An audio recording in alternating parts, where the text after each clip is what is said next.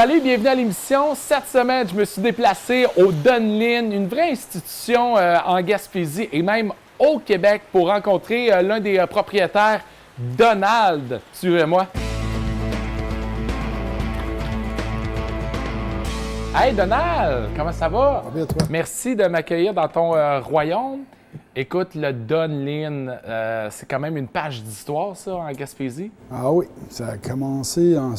Bien, la construction a commencé en 1977. C'est une maison qui appartenait à des Anglais. Je ne me rappelle pas leur nom. Il faudrait que je demanderais ça à ma mère. C'était une maison 3 étages, puis avec une véranda en arrière. Puis on a tout démoli ça. C'était tellement solide, c'était pas croyable. Ça fait que, on a fait une salle de poule dans le sous-sol. On a fait un bar au premier étage, au rez-de-chaussée, puis une sorte de salle, je te dirais, de réception en haut, là, au deuxième étage. Puis on a marché ça, on a ouvert ça, on a réussi à avoir notre licence en octobre. On a ouvert le 12 octobre 1978. Il y avait 60 places. Puis on a ouvert ça, puis ça a pogné d'un coup, bang, ça a été le gros événement. C'était un beau bar. On avait des chansonniers, c'est moi qui étais DJ. Puis il y avait un petit stage à la place du vestiaire. Puis ça marchait pendant environ 2 mois, puis après ça a droppé. Il y avait plusieurs bars dans la place. Dans le temps, il y avait environ 9 bars. Il y avait des gros bars, puis il y avait des bars qui avaient des orchestres, tout ça. Fait que le petit bar, ben il a pas eu en commençant, tout beau, tout nouveau, puis ça a lâché là. Fait que mes parents, qui sont les fondateurs, Gisèle et Émile, ils ont décidé d'agrandir le bar. Ça fait qu'ils ont, durant l'hiver, au mois de février, je crois, on a commencé, au mois de mars, quand il y a eu le dégel, on a décidé de faire un étage de plus, ça fait qu'on a fait la partie du haut aussi. Et puis, on a ouvert le 1er juillet 1979 en haut aussi. Ça fait que là ça partait en peur, puis c'est là que le Dunlin a parti en explosion, puis on a avec des orchestres, tout ça. C'était votre marque de commerce? Oui. Parfait. Le Dunlin, d'où ça vient, ce nom-là? Le Dunlin, ça, c'est mon nom, le diminutif de mon nom, Don, puis ma sœur Lynn. C'est original. Ça a pris combien? Aviez-vous d'autres noms? Aviez-vous déjà fait un petit meeting, là, un debriefing là, pour le nom du bar? Non, Dunlin. c'est plus ma mère qui est arrivée et a dit « j'aimerais ça appeler ça avec vos noms. » Vous n'êtes pas ostiné? Non, on ne s'ostine pas. Puis, ça a toujours été le bar Dunlin, mais dans le temps, le monde appelait ça « OK, on va aller chez Émile » parce que c'était mon père qui était ici avec Gisèle. Puis à un moment donné, on va aller chez Gisèle. Puis là, à cette heure, on s'en va au Don. Bon, faut qu'on a coupé ça. C'est ça. Des fois, c'est le Dunlin, des fois, c'est le Don. Ça dépend. Ça dépend dans quel état que t'es. Ouais, c'est ça.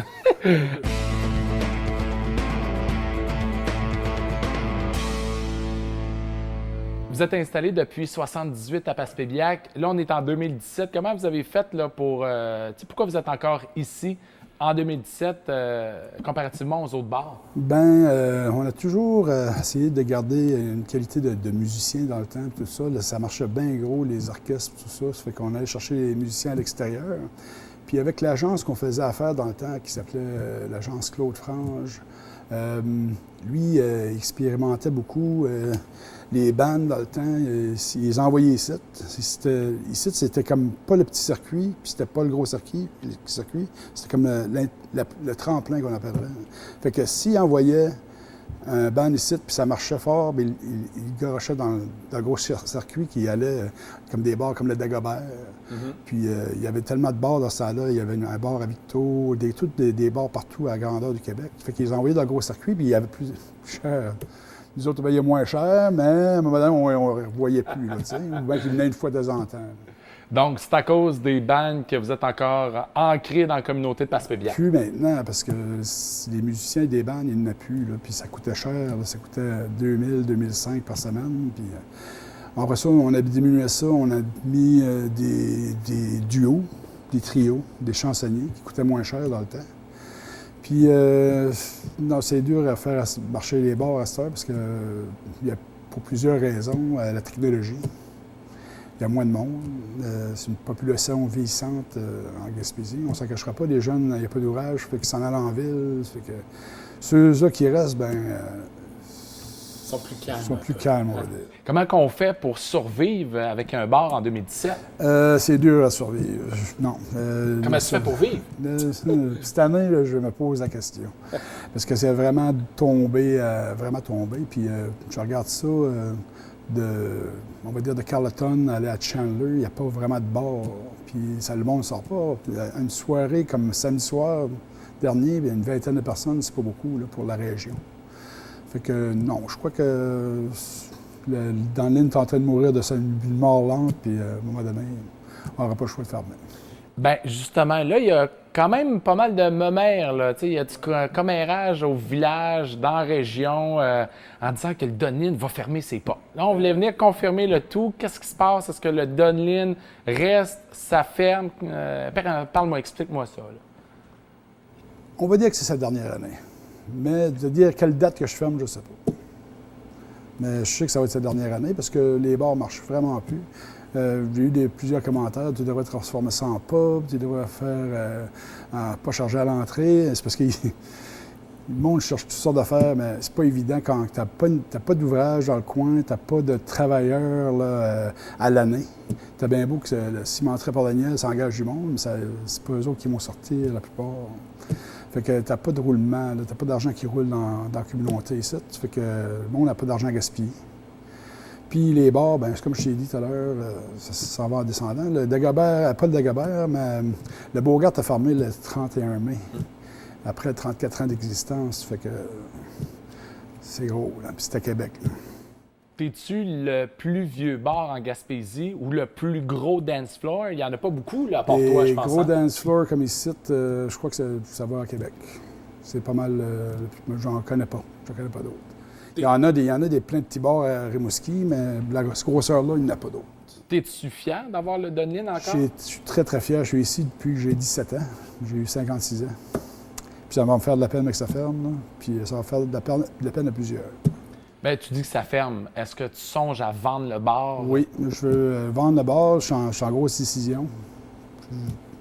Puis mettons là, que tu réussis à vendre le bar, qu'est-ce qui va se passer avec le Dunlin? Je sais pas. J'aimerais ça que quelqu'un prenne le relève, mais c'est pas évident. Là, on est autour du comptoir. Là. Il doit s'en avoir passé depuis 78 des choses au Dunlin. Ouais. C'est quoi l'histoire qui t'a marqué le plus? Bien, c'est tous les musiciens qui ont joué ici puis qui sont rendus assez populaires à cette heure au Québec, tout ça. Puis que beaucoup de monde ne savent pas qu'ils ont venu jouer ici aussi. Hein. Qui? Genre, donne-moi des noms. Ah, OK. Bon, Bruno Pelletier. Il jouait dans un orchestre. Il est venu 2-3 fois. C'est un très, très bon musicien. Sylvain Cossette. On va dire Laurence Jalbert, mais moi, j'ai toujours appelé Lison. C'est Laurence. J'ai même joué avec une soirée. J'ai joué du drum dans le temps. Il y a eu France Amour, sa toune qu'il a faite, qui a dormi dans un case de guitare, ça s'est passé ici. Ah ouais? C'est l'histoire du case de guitare, là, c'est vivante, là, c'est ici. Après ça, il y a eu Nelson Mainville qui est venu, l'autre qui a fait de... je ne trouverai pas son nom, qui a fait de la toune de bar en bar, il a inclus le nom du bar dedans, là. Tu vas me le retrouver, ouais. Je ne me rappelle pas, j'ai un blanc de mémoire. Marc Derry. Marc Derry, il y a eu Mesmer qui est venu ici, dans les premiers temps. Mais mon Dieu, c'est peut-être à cause de ça qu'il n'y a plus de monde. Ils ont peut-être fait tout disparaître, ils les ont inoptisés. Puis, Non, mais Mesmer est venu 2 fois. Il y a eu plusieurs... il y a des humoristes qui sont venus virer aussi, qui sont venus faire des spectacles. Je te dirais, il y a eu Dominique Paquette qui est venu, il y a eu Sylvain Larocque. Il y en a eu une couple d'autres. Non, il y a eu plusieurs affaires qui s'est passées ici. C'est quel groupe, quelle personnalité qui t'a attiré le plus de monde ici au Dunlin? Dans le temps, je crois qu'ils s'appelaient Hooker. Eux autres, ils faisaient un show de Kiss. Ils ont été ici 3 mois durant l'été, puis ils ont fait leur show à tous les soirs pendant 5 soirs, du mercredi au dimanche, puis le bar était pacté. Puis le monde s'en rappelle. Ceux-là qui étaient ici dans ce temps-là m'en parlent tout le temps. C'était vraiment bon. Il y a un orchestre dans le bout de Richemont, proche de Drummondville, entre Drummondville et Sherbrooke. Eux autres, ils ont joué ici, puis leur idole, c'était Jerry Boulet puis Offenbach. Puis ils jouaient un mercredi soir ici. C'était tranquille, mais le spectacle d'Offenbach était à l'Arena. Mais qu'est-ce qui est arrivé ici, Offenbach? Toute la gang. Ceux qui sont assis au bar puis ils commencent à prendre un coup. Ils ne prenaient pas un coup souvent, eux autres, d'abord. Ça fait que le monde s'est ramassé ici. Ça a été le gros party. Jerry puis Brune Leboeuf ont embarqué sur stage avec les gars. Ils ont chanté. Les autres, ils chantaient au moins 7-8 tunes d'Offenbach. Ça fait que les autres, ils ont trippé. Ça a fait... ils vont s'en rappeler toute leur vie.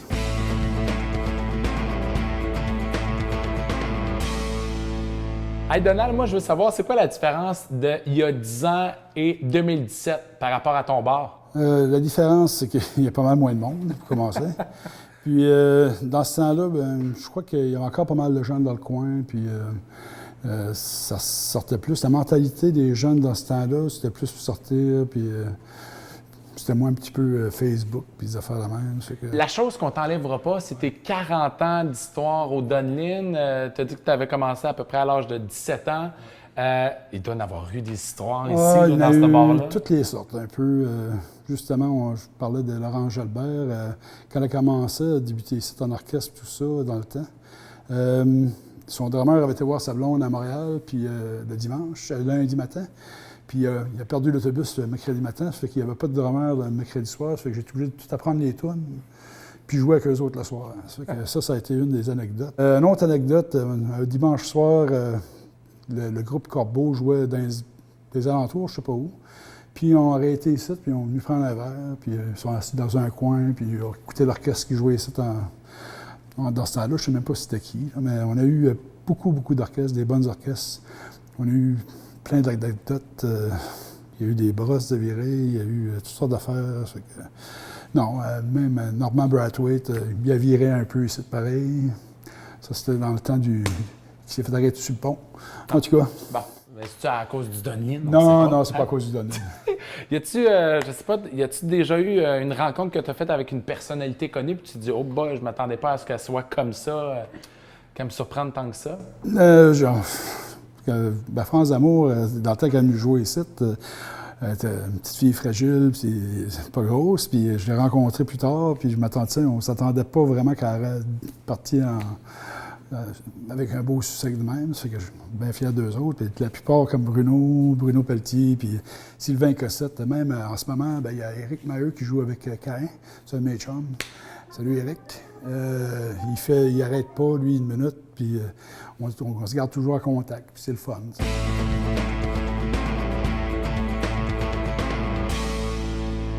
Le rez-de-chaussée, c'était le bar, puis en haut, c'était la salle de réception. Ça fait qu'en haut, à un moment donné, on gardait les musiciens, l'appartement en face, on avait une maison en face, ils restaient là, puis à un moment donné, on trouvait ça tannant un peu.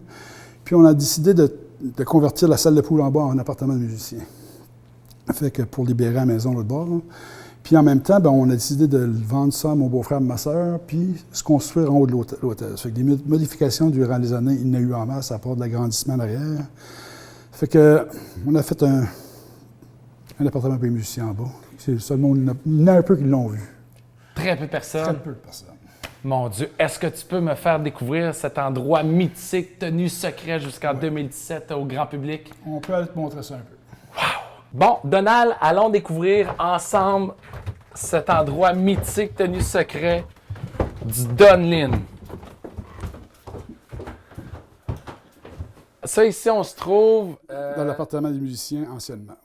Là, donc, quand les gens venaient chanter, t'es hébergeais, puis c'était ici qu'ils logeaient. C'est ça. Il y avait 5 chambres. Il y en a une qu'on a fait une grande chambre à un moment donné, mais il y avait 5 chambres, 1, 2, 3. Puis on continue ici. Il y avait 2 chambres ici, mais on a enlevé le mur. Puis c'est pas mal ça, c'est les chambres. Même dans les bureaux, les musiciens laissaient des messages aux autres musiciens. Puis il y en avait des bons, il y avait des bons commentaires, il y avait des mauvais commentaires. Fait que là, ici, toutes des France d'amour, les Laurent Jalbert. Non, pas vraiment celui-là. Lui, c'est un nouveau, là. Mais ça, là, ça, c'est des vieux modèles. Fait que là, il y a des trucs cachés. Mon Dieu Seigneur. Là, ça fait combien de temps qu'il n'y a pas eu de personne ici? Hein? Ici, mon Dieu, ça fait un bout. Ça doit faire... Mon Dieu, même les araignées sont ici. Ah oui, il y a des visiteurs, des nouveaux visiteurs. Oui, c'est ça.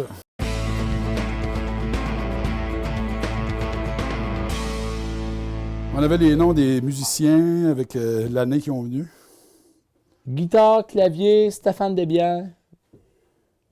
L'homme faire quoi? Vaisselle. Vaisselle. Y avait-tu de la vaisselle à faire ici? Oui, ben, ils faisaient leur propre vaisselle. Ils faisaient à manger, puis on avait une petite cuisinette, tout ça. Si ça va pas bien ici, c'est pas de la faute au public, c'est de votre faute. Désolé. Eric, 9.5. C'est qui ça? 95. 9.95. D'après moi, c'est Éric Desroches que je te parlais tout à l'heure qui travaillait pour ITVA. Bad Attitude. Ça, c'est un autre orchestre qui venait jouer en site en 91. OK. Survive. Survive. Non, il y avait des Richard Paquette, Supertech, c'était le technicien. Il laissait pas mal leur empreinte dans les bureaux. Tous les bands qui passent ici commencent. Tous les bands qui passent ici commencent, restent à savoir, ils comprennent à achever, ils achèvent de commencer. Hey, ça allait pas bien dans... Non, il y a des bands qui, des fois, ils ont mal pris le revenu. My God, le dessinateur Metallica, c'est Sylvain. Septembre 89, Je t'aime Dave. Hey, non, mais il y en a peut-être là-dedans qui vont se reconnaître, là. Hey, il y a peut-être des mots que personne n'a jamais vus, puis c'était comme leur journal secret. Hein, on sait pas. On sait pas, peut-être qu'on va refaire un genre de coup de foudre en 2017 grâce au Dunlin. On sait pas. Tu vois, on sent ça que le divan, c'est pas récent. Non, c'est pas récent, c'est pas récent, c'est vieux.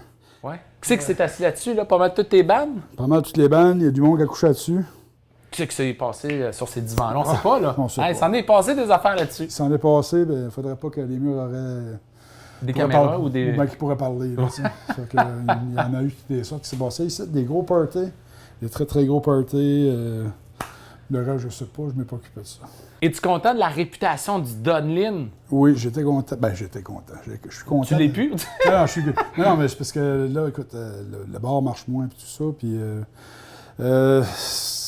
voir où est-ce que le bar s'en va, ça me fait de la peine parce que c'est quasiment les 2 tiers de ma vie. Là. Ça fait que, non, mais je suis bien, bien fier de tout ce qui se passe ici. J'ai des bons souvenirs, tout ça. Puis je crois qu'il m'en reste encore des bons souvenirs à me rappeler encore qui va venir. Là. Fait que j'ai une couple de petits projets en tête là, avant que ça ferme. Fait qu'on verra. Qu'est-ce que tu voudrais faire? Hein? Ah, je voudrais faire un moins des gros party. De fermeture? Ouais. T'as-tu pensé à réinviter toutes les waitresses qui ont travaillé ici? Ça, oui. Écoute, j'ai calculé à un moment donné, je crois qu'il y a environ 600 personnes qui ont travaillé ici depuis le début. Ça fait que ça fait un moins party. Ça va te remplir le bar? J'aimerais ça, oui. D'après moi, il y en aurait peut-être la moitié qui viendrait. Là. Mais aussi, je restais en contact avec des musiciens. J'aimerais ça faire un gros jam de musiciens. Dernière chose, Donald, une chose que tu n'as jamais racontée à personne sur le Dunlin. Depuis le début, y a-tu, je sais pas, l'époque des Rock Machine, des Hells, y a-tu des trucs... Il y en a qui sont venus t'attaquer parce que je présume qu'avec la shape que tu as, on ne niaise pas longtemps. Hein? Non, bien, dans le temps, dans le temps, j'étais en forme. Dans le temps, j'étais en forme, puis on avait des bons employés, des bons waiters, tout ça. Je te dirais que dans les années 80, ça bardait. Des chicanes entre villages, tout ça. Des fois, il fallait gérer ça, puis c'était pas évident. Entre les Paspeya et le monde de Bonaventure. Même en dedans de Passeviac, écoutez, il y avait la gang de Saint-Pédis, de Durette, de Passeviac, du Trocor-Résalin, de Bugeaud. Après ça, tu arrivais à la gang de Newport, la gang de Gascon, de Pointe-Noire. En tout cas, à cette heure, c'est plus ça, là, tu sais, mais dans ce temps-là, c'était ça. Hey, la vieille cuisinière. Elle est propre. Hein, y a pas, ça fait longtemps qu'elle n'a pas servi? Fait que depuis 96 que tu n'as pas fait des rénovations. Non, ici, non. Je vais dire comme le gars... La vaisselle, elle reste arrangée. Oui, Hein? c'est ça. Ils ont fait la vaisselle, mais ils ne l'ont pas classée. Ça me fait penser un peu à moi. Les musiciens ici, ça fait... je dirais, ça fait au moins 17 ans qu'il n'y en a pas eu ici. Fait que ça date de 17 ans. Ouais, à peu près. Y a-t-il une Non, date? excuse, c'est pas 17 ans, 2000... Les derniers musiciens, ça a été vraiment, là, quand Restaurant ici, c'est 2005. Février 2006. Non, c'est ça. 2006 d'abord. Il y a des antiquités là-dedans. On n'a pas vu des armoires, hein.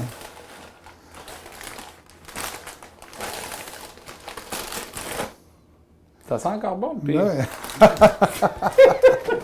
Là, Donald, tu m'amènes où, là? On s'en va dans le sous-sol, dans le garage. C'est un peu viré à l'envers, là, mais ouais, j'ai mes vieux disques. Tes CD, tes 33 tours, tes longs jeux, comment t'appelles ça? C'est ça, c'est tous mes disques de vinyle. Puis, Là, c'est tout ce que le monde te donnait après leur spectacle? non, j'ai acheté ça pour faire la disco, le DJ et tout ça, depuis 1978 que j'achète des disques. Puis des cassettes, puis toutes sortes d'affaires. Ça, c'est... Une mallette qu'on voit que... Il y a des cassettes dedans. Fait que ça, c'est ce que tu utilisais ça quand t'étais DJ? Ouais, Quand DJ. t'étais, yo, DJ Don, wow. C'est ça, DJ what's Don dans le up? temps. Fait que c'était avec des cassettes que tu faisais Des ça? cassettes puis des CD. Puis à un moment donné, ben là, ici, des disques en masse. Mais ça vaut une fortune? Ouais. Pourquoi? Hurt! Ça, c'était dans le temps du rock. Ben, tu vas faire avec ça? Je vais mettre ça en vente. Là.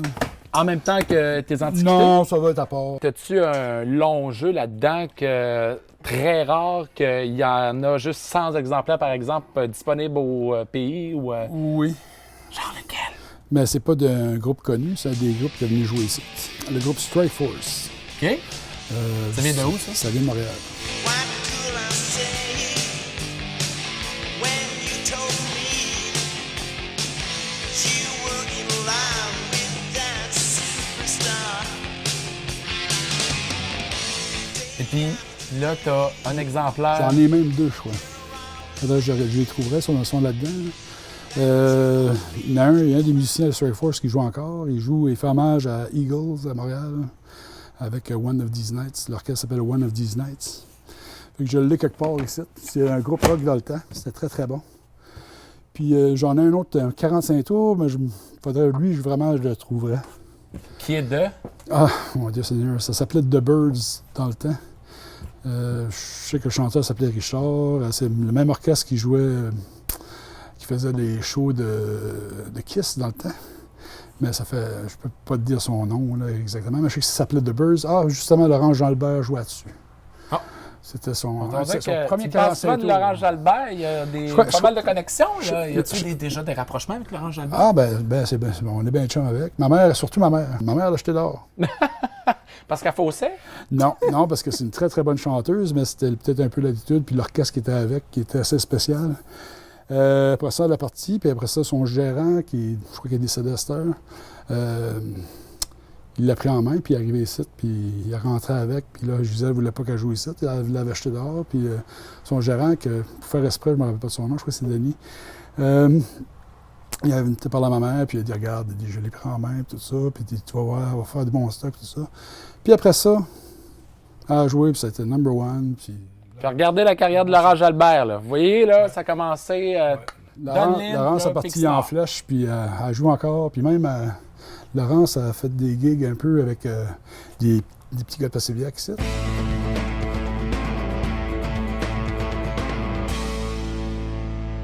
Merci, Donald, de m'avoir reçu. Tu es bien gentil.